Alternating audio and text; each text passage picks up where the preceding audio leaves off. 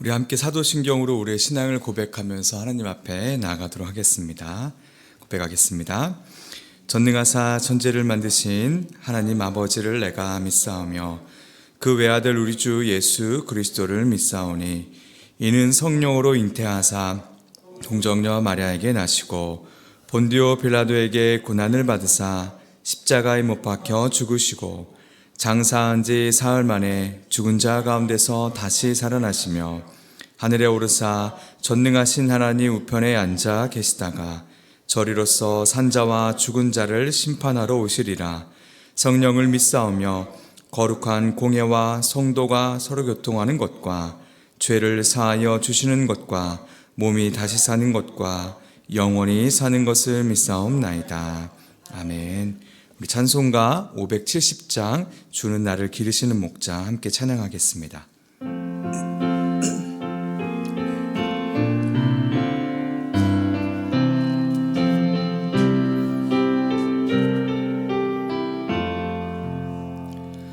주는 나를 기르시는 목자요 나는 주님의 귀한 어린 양 푸른 풀밭 맑은 시냇물가로 나를 늘 인도하여 주신다.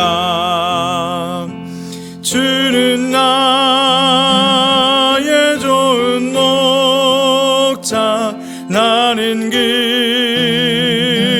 어린 양 저를 따라 꼴을 먹여주시니 내게 부족함 전혀 없어라. 예쁜 새들 노래하는 아침과 노을 비끼는 고운 황혼에 사랑하는 나의 목자 음성이 나를 언제나 불러드신다. 주는 나의 좋은 목자 나는 그의 어린 양 저를 따라 꼴을 먹여주시니 내게 부족함 전혀 없어라.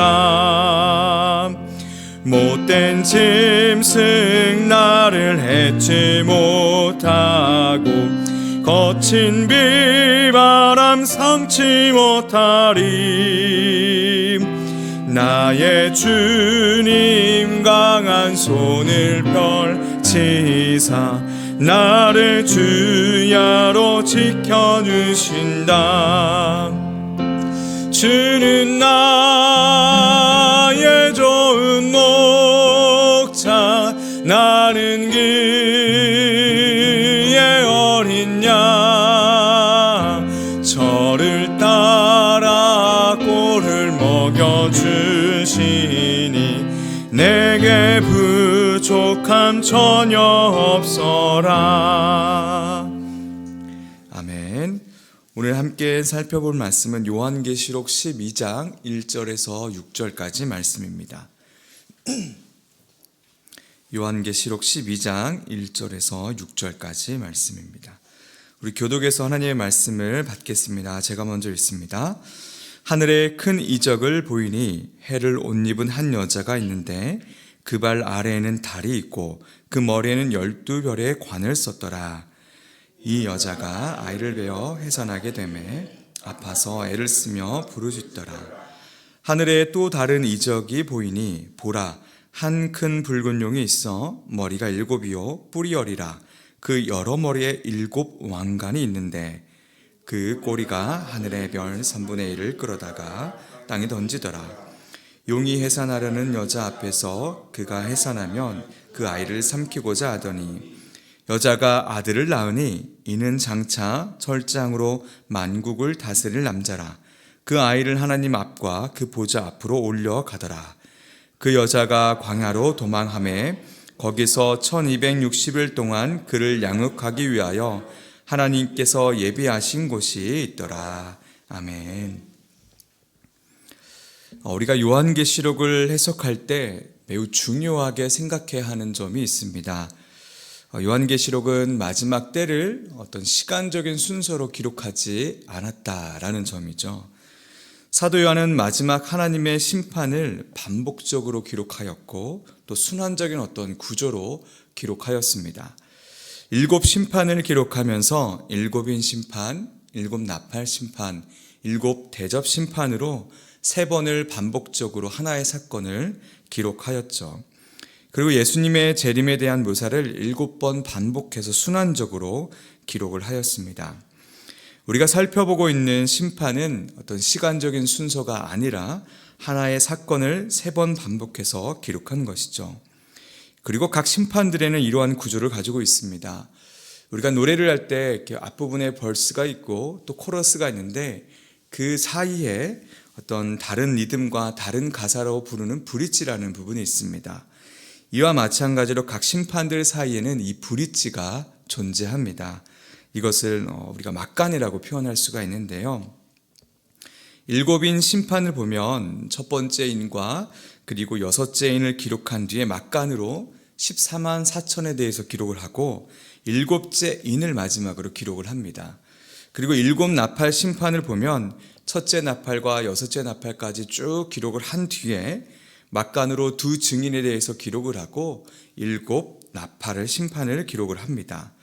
이렇게 7인 심판과 7 나팔에 대한 심판을 기록하고 나서 마지막 7 대접 심판을 기록하기 전에 막간이 하나가 더 나오는데 오늘 본문인 12장과 15장까지의 말씀입니다. 심판들 사이에 기록된 이 막간의 주제는 하나님과 어린 양이 승리하였듯이 이 땅의 교회도 하나님의 백성도 결국에 승리한다는 것입니다. 심판들 사이에 하나님께서 교회를 어떻게 계속해서 돌보시는지를 말씀해주고 교회는 어떻게 사명을 감당해야 하는지를 이 막간을 통해서 그 사이사이에 보여주고 다루고 있는 것이죠. 그리고 하나님의 백성들이 결국 어떠한 영광을 누리게 될 것인지를 이 막간의 주제를 통해서 보여주는 것입니다. 그러니 이 심판이 있더라도 하나님의 자녀들은 두려워하지 말고 인내하고 버텨야 된다라는 또 메시지가 담겨 있는 거죠. 오늘 본문 12장의 말씀도 이와 같습니다. 오늘부터 살펴볼 막간인 12장과 13장을 묵상할 때에도 구조를 잘 살펴봐야 하는데요. 화면 한번 띄워주십시오. 먼저 12장 1절과 6절의 말씀은 12장과 13장에 기록된 내용의 핵심 이야기라고 할 수 있습니다. 주요 줄거리인 거죠. 그리고 12장 4절에서 말씀한 내용을 12장 7절과 12절까지 그 4절에 기록된 내용이 무엇인지를 좀 더 확장해서 어떠한 사건이 있는지를 보여주고 있습니다. 그 또 12장 6절의 내용을 12장 13절에서 17절까지 구체적으로 또 기록하면서 확장해서 부연하고 있는 것이죠. 그리고 마지막 13장은 12장 17절의 내용이 어떠한 내용이었는지를 전반적으로 13장 전체를 통해서 알려주고 있습니다. 이런 구조를 가지고 우리가 12장과 13장의 내용을 수요일부터 토요일까지 묵상을 하셔야 한다는 것이죠. 자, 그럼 오늘 읽은 1절과 6절의 말씀을 좀 더 구체적으로 살펴보겠습니다. 본문을 보면 해를 옷 입은 여인과 또 큰 붉은 용과 여자가 낳은 아들이 나옵니다. 먼저 해를 옷 입은 여자에 대해서 한번 살펴보겠습니다. 이 여인은 해를 옷 입었고 발 아래에는 달이 있고 머리에는 12별의 관을 썼습니다. 그리고 아이를 임신했고 해산할 때가 되어서 산고를 겪고 있죠. 언뜻 보면 누구라고 생각이 드시나요? 예수 그리스도를 낳은 마리아라고 생각이 언뜻 듭니다. 그러나 여기서 해를 입은 여인은 마리아를 나타내지 않습니다. 하나님의 백성 전체를 의미하고 또 그 당시에 메시아가 오시기를 기대하며 기다리고 있었던 영적인 이스라엘을 상징합니다. 앞서 말씀드린 대로 각 심판사인에 기록된 막간은 어떤 개인의 어떤 모습을 주목하고 있는 것이 아닙니다. 하나님의 백성, 하나님의 교회 영적인 이스라엘에 주목하고 있는 것이죠. 이런 문맥에서 봤을 때 마리아가 아니라는 것입니다. 그리고 구약은 이스라엘을 종종 상고를 겪은 여인이라고 표현하고 있습니다. 포로된 이스라엘을 이사야서 26장 17절에 이렇게 기록하고 있죠. 여호와여, 잉태한 여인이 산기가 임박하여 산고를 겪으며 부르짖음같이 우리가 주 앞에서 그와 같으니이다. 또 미가서 4장 10절에도 이렇게 기록되어 있습니다. 딸 시온이여, 해산하는 여인처럼 힘들여 나을지어다. 그리고 12장, 오늘 본문이었던 12장 17절 말씀을 보게 되면 하나님의 말씀을 지키고 예수님의 증거를 가진 여자의 남은 자손에 대해서 설명을 합니다. 이런 점들을 종합해 볼 때 해를 옷 입은 여자는 마리아를 말하는 것이 아니라 메시아가 오실 것을 기대하며 기다리면서 소망을 품고 또 고통스러워하는 진정한 이스라엘을 상징하고 또 메시아가 오신 이후에 세워진 교회를 상징하고 있습니다. 이제 본문의 3절에 나오는 한 큰 붉은 용을 우리가 살펴볼 텐데요. 이 용은 머리가 7이고 뿔이 10이고 머리에는 왕관을 쓰고 있다라고 기록하고 있습니다. 이 붉은 용은 무엇을 상징하고 있을까요? 12장 9절의 말씀을 보면 이 용이 사탄임을 우리가 알 수 있습니다. 헬라어로 말하면 마귀이고 히브리어로 말하면 사탄이죠. 같은 존재로 하나님을 대적하는 자라는 뜻을 갖고 있습니다. 또 여기서 용이 붉다는 표현은 우리 요한계시록 6장 4절에 붉은 말에서 알 수 있듯이 붉은색은 어떤 피 흘림과 전쟁과 죽음을 상징하고 있습니다. 마귀는, 사탄은 처음부터 살인자이고 피 흘리기를 좋아하는 그 성품이 이 붉다라는 표현에 담겨져 있는 것이죠. 무엇보다 우리가 본문을 읽으면서 의아한 점이 한 가지가 있는데요. 붉은 용도 해를 입은 여자처럼 7머리에 관이 쓰여져 있다는 점입니다. 완전함의 상징인 7이 이 용에게도 사용되고 있습니다. 사탄에게도 어떠한 권세나 힘이 있고 사탄이 가진 힘이 우주적이며 거대하다는 것을 의미합니다. 그런데 그가 쓰고 있는 관은 해를 입은 여인이 쓰고 있는 관과는 차원이 다른 관이었습니다. 헬라어 표현을 살펴보면 해를 입은 여인이 쓰고 있는 관은 승리의 관을 표현하는 의미를 담고 있습니다. 그러나 용의 머리에 있는 관은 그냥 일반적인 관을 말합니다. 사탄은 분명히 힘이 있습니다. 그러나 그는 승리자가 될 수 없고 권세를 사칭하는, 권세를 거짓말해서 사칭하는 그러한 관을 쓰고 있다는 것이죠. 또 이사야서 9장 15절 말씀을 보게 되면 하나님께서 이스라엘 책망하시면서 이렇게 말씀하십니다. 그 머리는 곧 장로와 존귀한 자요, 그 꼬리는 곧 거짓말을 가르치는 선지자라. 사탄은 거짓의 아비입니다. 그는 거짓으로 다른 천사들을 미혹하여 천사 3분의 1을 끌어다가 타락하게 만들었습니다. 결국 하늘에 있지 못하고 땅으로 던져져 버렸죠. 이런 거짓과 폭력과 살인의 주인과 무리들이 해산하려는 여자 앞에서 그 아이를 죽이려고, 삼키려고 했습니다. 예수님이 오시기 전 상황을 보게 되면 이들의 영적인 모습이 실제 우리 눈에 확인되는 것을 우리가 말씀을 통해 볼 수 있습니다. 이스라엘은 나라를 잃고 회파를 당했고 성전은 이방인들에게 유린되었죠. 또 역사의 기록을 보면 안티오쿠스 에피파네스의 사세라는 인물이 가마솥에서 사람을 튀겨 죽이기도 했고 성전에서 부정한 동물인 돼지를 제사를 드리면서 이 거룩한 제단을 더럽히기도 했습니다. 또 복음서의 기록에서 알 수 있듯이 헤롯은 베들레헴 인근의 2살 아래의 아이를 모두 죽이는 일도 있었죠. 이렇게 사탄과 그 무리들의 노력이 있었지만 결국 예수 그리스도, 이 아들이 세상에서 태어났습니다. 이 아들은 우리 주 예수 그리스도를 가리킵니다. 예수님께서 사역하실 때 유대인들은 예수님을 죽일 모의를 했고 여러 차례 예수님을 잡아 죽이고 돌로 치려 했습니다. 끝까지 사탄과 그 무리들은 예수님을 집요하게 따라다녔죠. 결국 이들은 자신들의 능력을 따라 거짓과 살인과 폭력으로 예수님의 목숨을 빼앗았습니다. 그러나 오늘 본문 5절에서도 고백하듯이 예수 그리스도는 죽음의 권세를 깨트리고 부활하심으로 승리하셨습니다. 그리고 하나님 앞과 그 보좌 앞으로 올려가셨고 철 지팡이 철장으로 만국을 다스리며 마지막 심판주로 서게 될 것입니다. 이렇게 주님께서 하늘 보좌로 올라가시고 이 땅에는 누가 남아 있습니까? 주의 제자들과 예수 그리스도를 머리로 하는 교회가 남아 있습니다. 예수님께서는 죽음을 앞두시고 이렇게 아버지 하나님 앞에 기도했습니다. 요한복음 17장 11절 말씀인데요. 나는 세상에 더 있지 아니하오나 그들은 세상에 있사옵고 나는 아버지께로 가옵나니 거룩하신 아버지여 내게 주신 아버지의 이름으로 그들을 보존하사 우리와 같이 그들도 하나가 되게 하옵소서. 이 주님의 기도의 응답이 오늘 본문 6절에 기록하고 있습니다. 12장 6절의 말씀인데요. 그 여자가 광야로 도망하매 거기서 1260일 동안 그를 양육하기 위하여 하나님께서 예비하신 곳에 있더라. 본문의 1260일은 계시록 11장 3절의 두 증인에 대해서 말씀하실 때도 언급했던 같은 숫자입니다. 상징적인 숫자로 신약시대 전체를 의미하고 있습니다.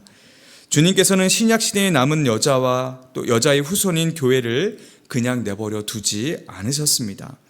주님께서 이곳에 계시지 않았지만 또 다른 보혜사 성령님을 보내주셨죠.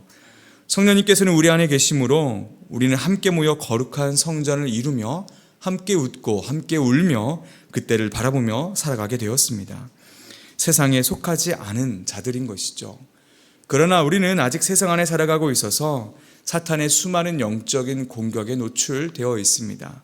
그럼에도 신자에게는 피난처가 이미 준비되어 있고 하나님께서는 악으로부터 우리를 보호해 주십니다. 그렇게 교회가 끝까지 믿음을 지키며 마지막 때를 맞이하도록 이끌어 가시는 것이죠. 요한복음 7장 15, 17절에 내가 비옵는 것은 그들을 세상에서 데려가시기를 위함이 아니요 다만 악에 빠지지 않게 보존하시기를 위함이니이다. 내가 세상에 속하지 아니함 같이 그들도 세상에 속하지 아니하여 싸움나이다. 그들을 진리로 거룩하게 하옵소서. 아버지의 말씀은 진리니이다. 이스라엘 백성들에게 광야는 홍해가 갈라지는 이적을 경험한 장소였고 구름 기둥과 불 기둥을 만나고 만나와 메추라기를 통해 먹이시는 하나님을 경험했던 곳입니다. 죽을 것 같은 순간에도 주님께서 친히 나타나 피난처 되심을 보여주신 곳이 바로 광야이죠. 그렇게 함으로 하나님께서는 사탄과 그 무리들의 영적인 공격으로부터 보호하실 뿐만 아니라 그들과 대항할 수 있도록 광야를 통해서 양육해 주셨습니다. 사랑하는 여러분, 오늘 본문은 보이지 않는 영적인 전쟁 속에 우리가 살아가고 있다는 점을 분명하게 알려주고 있습니다. 예수님께서 이 땅에 오시기 전부터 그리고 오셨을 때 보이지 않는 세계에서 어떠한 일들이 벌어졌는지를 이 6절을 통해서 간략하게 설명하고 있는 것이죠. 사탄은 실제로 존재하는 영적인 존재, 실제입니다. 단순한 어떤 악의 상징이 아니라 애나 지금이나 지금도 활동하고 있는 존재이죠. 우리가 이 영적인 실제인 사탄과 그 무리들에 대해서 무감각해서는 안 됩니다. 물론 그렇다고 이들의 존재를 너무 예민하게 생각해서 모든 일들을 어떤 사탄과 연결시키는 것은 바른 접근이 아닙니다.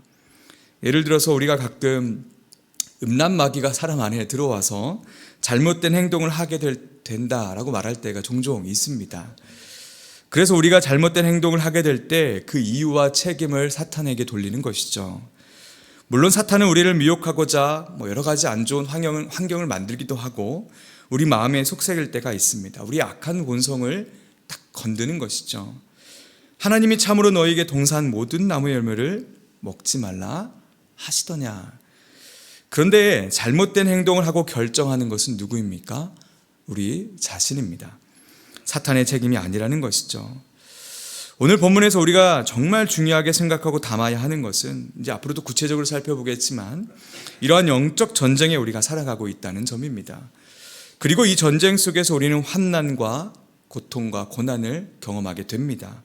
그러나 결국엔 주님께서 승리하셨듯이 그 승리를 남겨준 우리에게 허락해 주셨고 이미 우리는 받았고 그리고 우리는 끝까지 인내하며 버티며 다시 오실 주님을 기다릴 수 있도록 그 피난처를 허락해 주신다는 것이죠.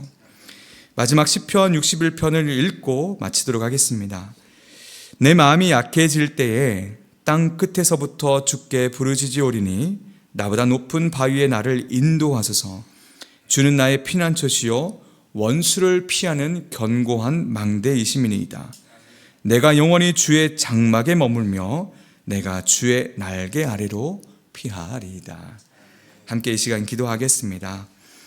첫 번째 기도해야 될 제목은 이 보이지 않는 영적인 실제가 있음을 바라볼 수 있는 눈을 허락해 달라고, 그리고 우리의 싸움은 혈과 육이 아닌 약한 영들을 상대하는 것이며 우리 가슴에 새길 수 있도록 인도해 달라고, 두 번째로는 영적 전쟁 속에 살아감으로 고난과 고통이 분명히 따라오지만 하나님께서 우리를 결코 포기하지 않으시고 양육하시고 피난처를 허락해 주심을 믿음으로 바라볼 수 있는 우리가 될 수 있게 달라고, 마지막으로 1교구 12여 다락방을 위해서 순원들이 함께 울고 웃는 동역자로 묶어주심에 감사하며 중보의 사랑으로 더욱 단단해지는 다락방이 될 수 있게 우리 세 가지의 기도 제목을 놓고 함께 합심히 기도하겠습니다. 하나님 감사합니다. 하나님, 우리가